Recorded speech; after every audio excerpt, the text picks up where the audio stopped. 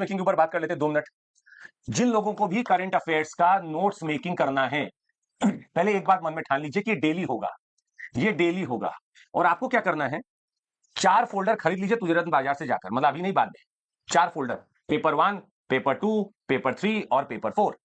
इसके ऊपर सिलेबस चिपका दीजिए, जो यूपीएससी का मेंस का सिलेबस है पेपर 1 का चिपका दीजिए, यहां पेपर 2 का, 3 का और 4 का। और डेली बेसिस पे जब हम लोग बैठे डेली पे, तो आप A4 शीट लेकर बैठे और इस A4 शीट के बीच में लिख दें कि आप किसके ऊपर बात कर रहे हैं, आपकी थीम क्या है। तो पता चला आज का हमने टॉपिक ले रखा है, उसकी थीम है एग्रीकल्चर, तो एग्रीकल्चर लिख दीजिए।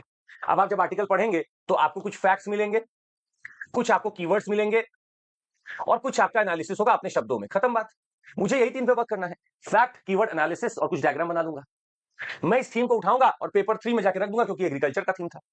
मान लीजिए थीम विमेन होगी, मैंने आर्टिकल पढ़ा, कुछ बनाया, मैं जाकर पेपर 1 में डाल दूंगा।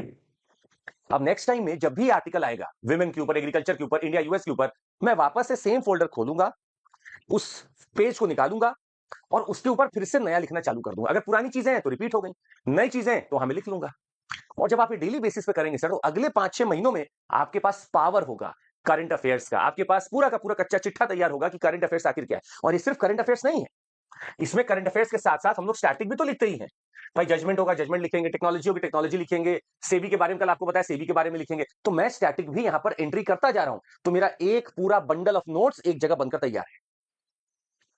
क्या सबको समझ में आ रहा है?